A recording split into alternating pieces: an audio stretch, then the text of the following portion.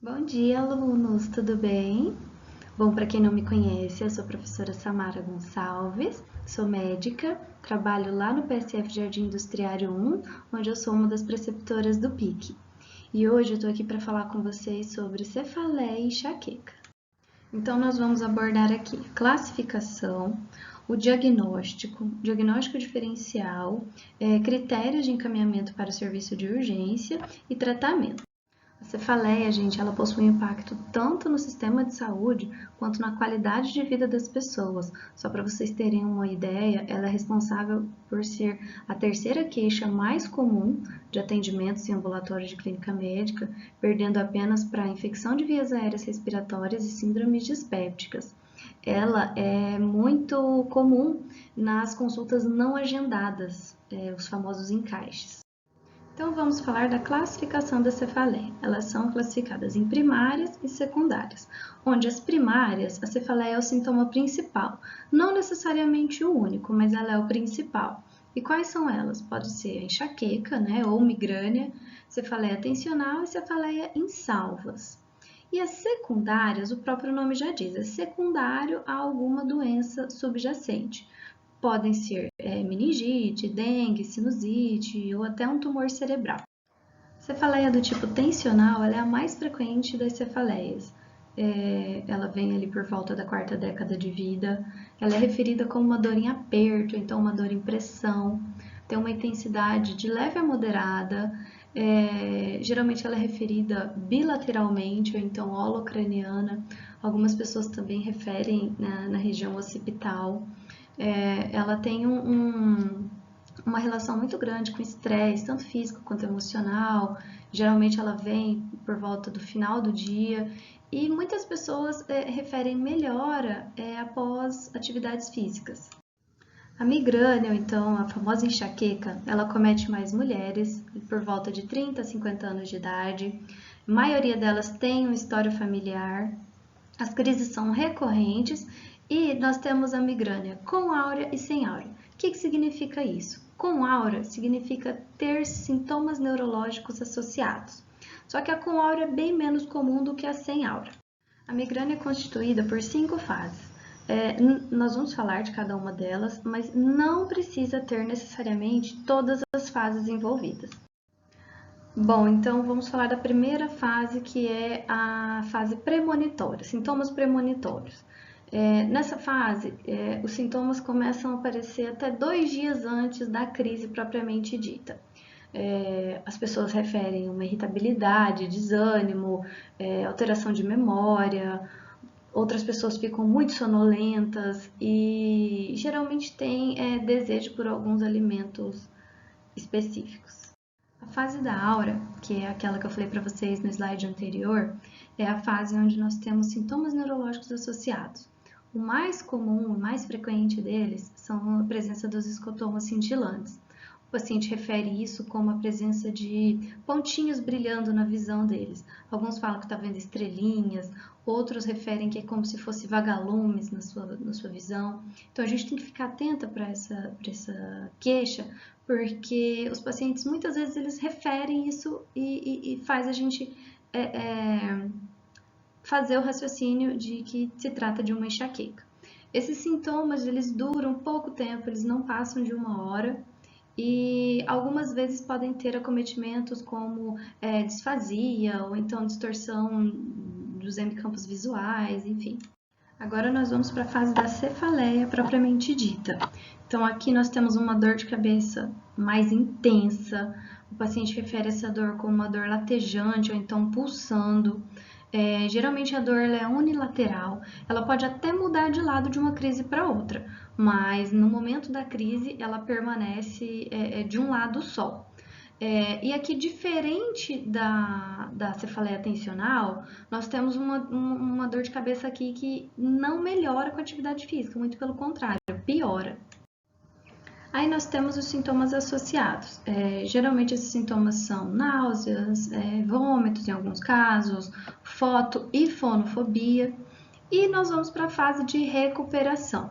essa fase de recuperação é uma fase onde o paciente ele sente uma exaustão muito grande. Muitos, às vezes, eles precisam de um tempo para se recuperar da crise de tão intensa que ela foi. Mas como eu falei para vocês, não necessariamente nós temos todas essas fases. Tem paciente que às vezes ele só tem a áurea e a cefaleia, tem paciente que só tem a fase da cefaleia e os sintomas associados.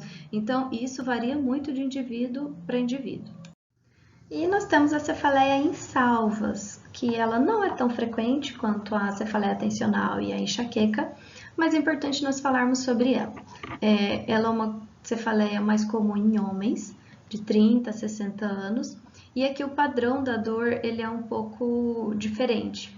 A crise ela pode durar até vários dias, que o paciente fica tendo crises, mas a dor não dura o dia todo. Então, ele pode ter de 2 até 6 crises ao longo do dia. Essas crises, elas duram aproximadamente 30 minutos e a dor é referida muito intensa, de forte intensidade, uma dor que o paciente, às vezes, ele fala que é lancinante e a grande maioria delas tem um sintoma autonômico associado. Então, por exemplo, a dor, como eu falei, ela é unilateral. Então, esses sintomas, geralmente, eles são ipsilateral à dor. Então, pode dar rubor facial, lacrimejamento, edema palpebral, enfim. E esses pacientes, depois que eles passam do período da crise, eles podem ficar até meses, alguns até anos, sem apresentar uma nova crise. Bom, então vamos para o diagnóstico, né? Aqui, gente, é importante vocês saberem que a história clínica, ela é o principal fator para nós elaborarmos o diagnóstico. Então, a gente tem que saber o quê? Localização da dor. Então, como vocês viram, né? A cefaleia tensional, ela costuma ser mais holocraniana, enquanto que a enxaqueca e a cefaleia em salvas, ela já é unilateral. Intensidade da dor. Cefaleia tensional, ela costuma ser de uma intensidade mais leve, né? Não tão intensa quanto uma enxaqueca ou então a cefaleia em salvas. É importante a gente trabalhar aqui aquela escala numérica da dor, pedir para o paciente falar de 0 a 10 qual é o nível de dor que ele sente. Relacionar com a atividade física. Lá atrás nós vimos, cefaleia tensional costuma melhorar com atividades físicas, enquanto que enxaqueca, o paciente sente que ele nem consegue fazer atividades físicas. Fatores de melhora, fatores de piora, o que tem relação? O paciente, quando ele tem a cefaleia tensional, ele se sente melhor quando ele relaxa. Verificar se tem antecedentes familiares envolvidos, porque, como vocês viram, na enxaqueca tem uma história familiar muito importante, né? Até 80% tem histórico familiar envolvido. E a influência hormonal interfere bastante, principalmente, né, obviamente, nas mulheres. Então, algumas mulheres têm uma tendência a ter crises de enxaqueca mais fortes no período pré-menstrual. Tem a ver também com o uso de anticoncepcionais combinados por conta do estrogênio, que ele piora muito a crise tanto piora quanto desencadeia crises de enxaqueca. Mulheres que estão em terapia de reposição hormonal também podem referir cefaleias que nunca tiveram ao longo da vida, às vezes passaram a vida inteira bem e de repente entrou na menopausa, começa a fazer terapia de reposição hormonal e aí começa a ter cefaleia, então tem que ficar atenta a essas informações que a paciente dá. Na parte do exame físico, aqui nós precisamos lembrar que é preciso fazer o exame físico completo. Primeiramente, para a gente avaliar a real intensidade da dor, né? Ver se o paciente mostra fáceis de dor mesmo e avaliar alguns padrões que podem nos fazer pensar em cefaleias de origem secundária, como, por exemplo, na temperatura axilar. Se o paciente estiver apresentando febre e dor de cabeça, a gente tem que pensar em dengue, sinusite, até meningite, e aí a gente faz pesquisa de irritação pesquisa de sinais de irritação meníngea, né, rigidez de nuca. Se der positivo, a gente tem que abrir o alerta para meningite, fazer um exame neurológico completo, pesquisa de pares, alterações de pares cranianos, porque isso pode mostrar um acometimento neurológico. Então é importante pegar no paciente, fazer o exame físico, tá bom? Aqui eu deixei para vocês um quadrinho para lembrar das características principais dos 3 tipos de cefaleia que nós falamos aqui hoje. Então, tem um quadrinho para cefaleia tensional, da enxaqueca e da cefaleia em salvas. Então, depois vocês olhem isso aqui com calma, porque isso aqui vai ser bem importante para memorizar cada uma delas.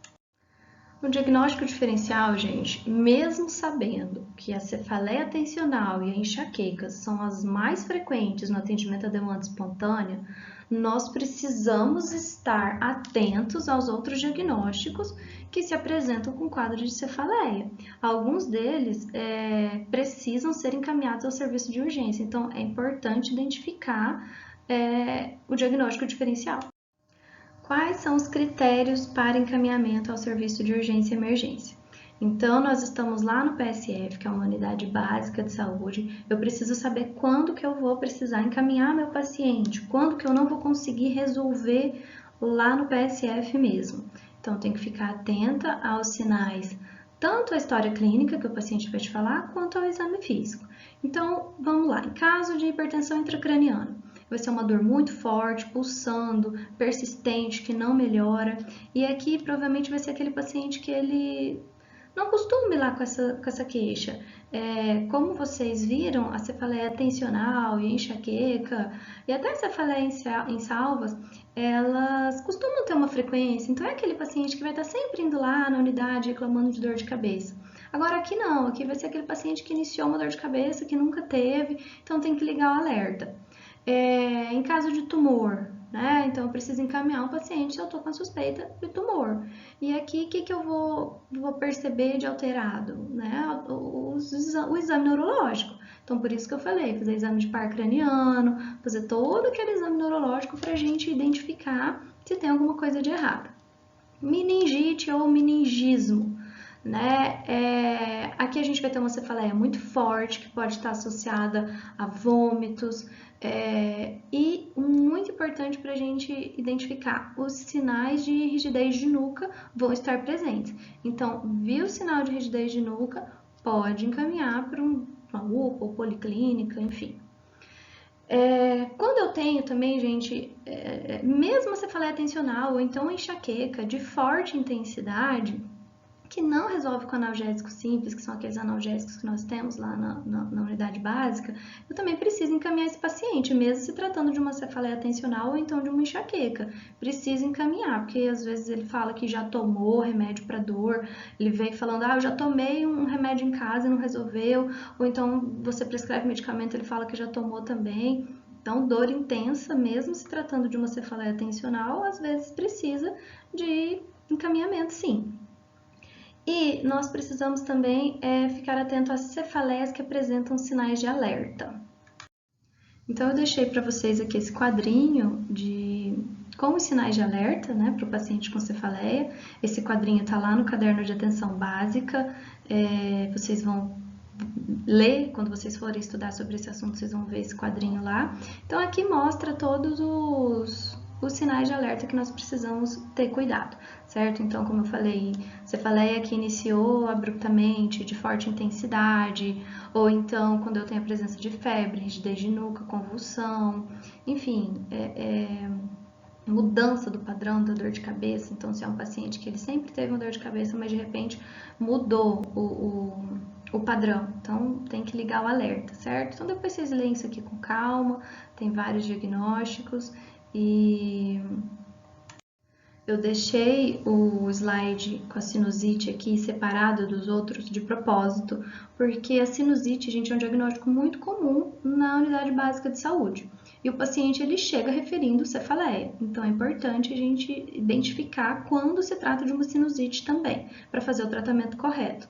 Então, a sinusite ela vai ter a dor dependendo do local onde foi o seio da face acometido. A mais comum delas é a frontal e a retroorbitária, né? Que é nessa região aqui.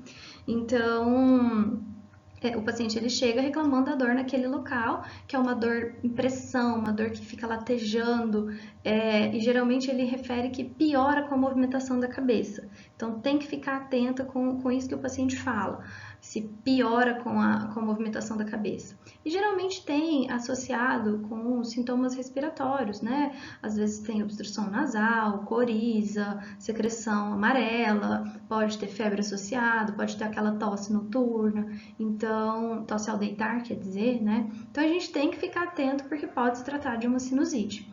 E apesar de ser um diagnóstico diferencial, a gente não precisa encaminhar para o serviço de urgência. A sinusite ela pode muito bem ser tratada ali mesmo no PSF. Só que eu tenho um critério de encaminhamento para o serviço de urgência na sinusite, sim. Então, qual que é esse critério? Quando eu tenho sinal de celulite na região periorbitária, aí eu preciso encaminhar. Nós vamos falar sobre o tratamento. E o tratamento, a gente tem medidas gerais para todas as cefaleias. Então, quais são essas medidas gerais? Então, primeiramente, é evitar os fatores desencadeantes sempre que possível, né? Tratar as doenças concomitantes, paciente que tem hipertensão, depressão, enfim. Orientar o paciente a fazer atividade física, se ele já não faz, procurar fazer e sempre, gente, para tudo na vida, regular o padrão do sono. É preciso fazermos uma abordagem compreensiva, individualizada, lembrando que cada paciente é único, então a percepção de dor pode variar, então muda de um paciente para outro. Até esse mesmo paciente ele pode ter crises diferentes de uma para outra, então a gente tem que levar em consideração essa variabilidade de cada paciente. Precisamos orientar o próprio paciente e às vezes os familiares para fazer o automanejo dessa crise, porque às vezes se ele já saber como que é a dor dele, ele pode resolver isso em casa mesmo, sem precisar procurar o serviço, sem se expor a uma unidade de saúde. Então é importante a gente fazer essa educação com o paciente para ele mesmo tentar resolver as próximas crises. Registrar as crises é importante também para manter um padrão. Então, por exemplo, mulheres, elas começarem a notar, assim, nossa, toda vez antes da menstruação eu tenho crise. Ou então, eu só tenho crise quando eu, sei lá, enfim, estou muito estressada. Então, tem que estimular a fazer um diário, como se fosse um diário das dores de cabeça. E lembrar que temos os tratamentos não farmacológicos, né? Técnicas de relaxamento, acupuntura, terapia, tem também aromaterapia. Então, isso tem que ser incentivado ao paciente, não precisar ficar ali só remédio, remédio, remédio. No tratamento farmacológico, eu tenho que levar em consideração vários critérios para iniciar esse tratamento. Então, eu tenho que verificar a eficácia do medicamento, os efeitos adversos, se já teve uma terapêutica prévia. Então, por exemplo, o paciente ele já fez uso de um determinado medicamento e você vai insistir naquele medicamento que ele fala para você que não resolveu para ele. Então, tem que levar isso em consideração. Eu tenho que considerar as contraindicações do medicamento, tenho que levar em consideração a intensidade e frequência das crises, porque se for uma crise muito intensa, não adianta eu usar um medicamento para crises leves. Tem que analisar a presença de sinais e sintomas associados. Então, como por exemplo, eu tenho náusea. Então, eu tenho que tratar dessa náusea também, vômitos, né? Muitas vezes o paciente precisa até de reidratação, porque vomitou tanto, acabou ficando desidratado. Então, tem que levar isso em consideração também. E o tempo de eficácia do tratamento. Então, eu preciso de um medicamento que vai agir naquele momento e não a longo prazo, no momento da crise, entendeu? Agora nós vamos falar do tratamento de uma por uma. A cefaleia tensional, como vocês viram, né, ela tem a ver com o estresse físico e emocional. Então, eu preciso orientar esse paciente a buscar técnicas de melhorar esse estresse, de controle de estresse, estimular a atividade física, estimular alguma técnica de relaxamento, enfim. E Ah, não funcionou, não deu certo com as medidas educativas, eu preciso de medicamento. Aí quais são? Os analgésicos simples mesmo ou os anti-inflamatórios não esteroidais, os famosos AINES, né? O que a gente pode prescrever aqui? Aí eu deixei para vocês aqui uma listinha, tem o paracetamol, dipirona, ibuprofeno, diclofenaco, cetoprofeno, naproxeno, enfim. Todos esses aí estão à disposição para o tratamento da cefaleia tensional. Lembrando que quando eu associo esses, principalmente dipirona, paracetamol, à cafeína, a cafeína tem um poder de aumentar a eficácia analgésica da dor, né? E a grande maioria das crises, elas são resolvidas com um único analgésico, então você não precisa associar muito. Só que a gente tem que sempre levar em consideração o quê? O que eu falei para vocês lá atrás, a experiência anterior do paciente. Então, vamos lá, por exemplo, você vai lá e prescreve dipirona. Aí ela vai falar lá pra você, fala assim, não, doutor, eu já tomei dipirona e não resolve. Toda vez que eu até tenho dipirona em casa e quando eu tomo não melhora. Você vai passar de novo? Então a gente tem que levar isso em consideração, tá? E uma observação, gente, importante. Aqui nós precisamos dar preferência para os medicamentos que nós temos na unidade de saúde. Então, são aqueles que vocês sabem, né? Isso varia de unidade para unidade, mas o básico das unidades de saúde é o quê? Paracetamol, dipirona, ibuprofeno e diclofenaco. O que tem geralmente é isso. Então, a gente tem que tentar trabalhar com o que tem. É óbvio que tudo tem que ter um equilíbrio, né? Se se o paciente não melhora com nada que tem lá na unidade, você vai ter que fazer uma receita para ele comprar e tem que levar em consideração o custo também, certo? No tratamento da migrânia, nós vamos falar primeiro da migrânia sem aura. Nós temos crises leves, moderadas e intensas. Então, vamos falar aqui da leve primeiro.